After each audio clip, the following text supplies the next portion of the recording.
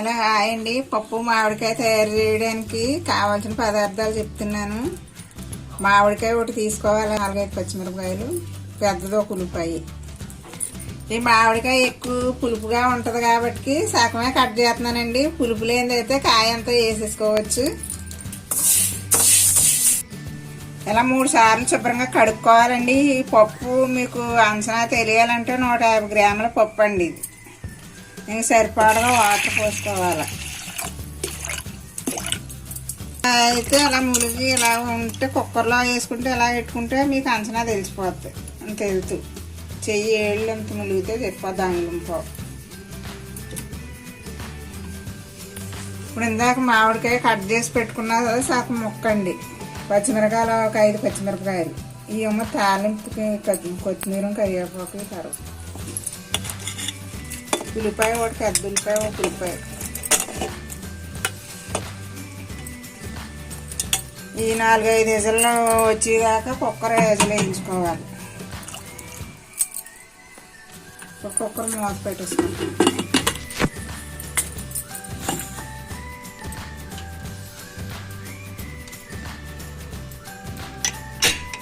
Stove వెలిగించి ఒక 4-5 విజిల్లు వేయించుకుంటే కందిపప్పు కదండి, 4-5 విజిల్లు వేయించుకోవాలి. అప్పుడు పప్పు రెడీ అవుతుంది.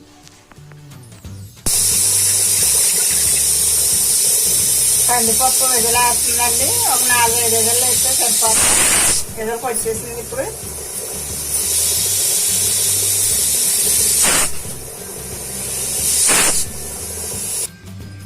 కుక్కర్ విజిల్ వేసి చల్లారిపోయిందండి. ఇలా విజిల్ అలా వచ్చేస్తే చల్లారిపోయినట్టే. మూత తీస్తున్నాను. ఇప్పుడు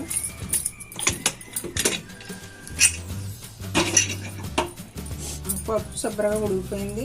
పప్పు గుత్తితోటి మెదుపుకుంటే సరిపోతుంది.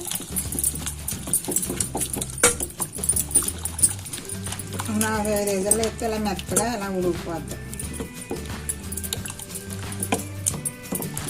పప్పు అయినా సరే కొంచెం దోరగా వేయించుకుంటే కొంచెం కమ్మదానంగా ఉంటుంది. కారం స్పూన్ కారం వేస్తున్నానండి.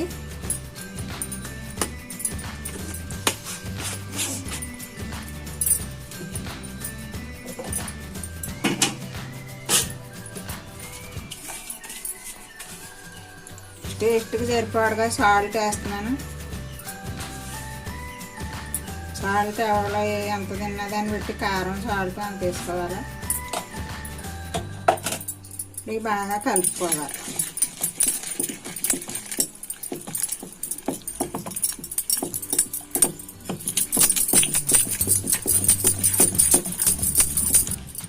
ఇప్పుడు ఇది రెడీ అయిపోయిందండి. పోపు పెట్టుకోవడం.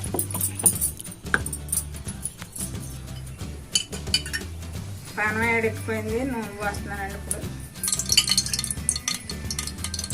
2 ఉప్పులు వేస్తే సరిపోతాయి. కావాల్సిన పదార్థాలండి: కొంచెం ఆవాలు,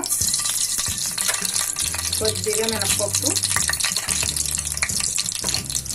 జీలకర్ర,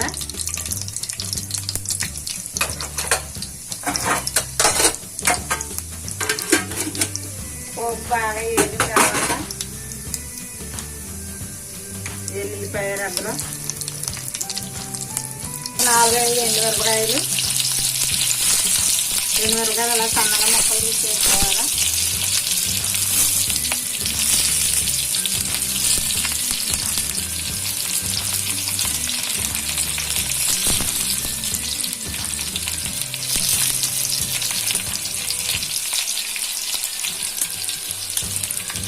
ఇది బాగా కలుపుకోవాలి.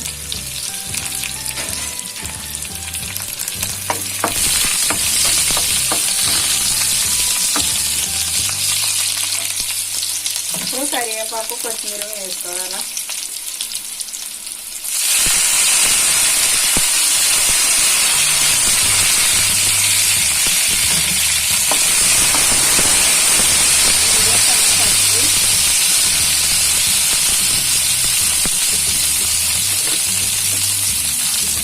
కొంచెం ఇంగువ,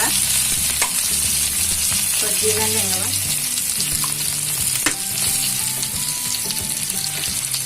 ఇది బాగా కలుపుకోవాలి.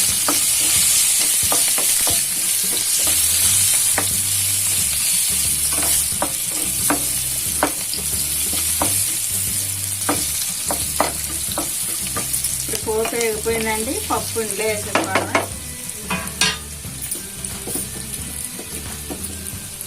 పప్పు వేసేస్తున్నానండి. ఇప్పుడు బాగా కలుపుకోవడం. వేడి వేడి పప్పు మామిడికాయ రెడీ అయిపోయిందండి. గుమగుమలాడతా.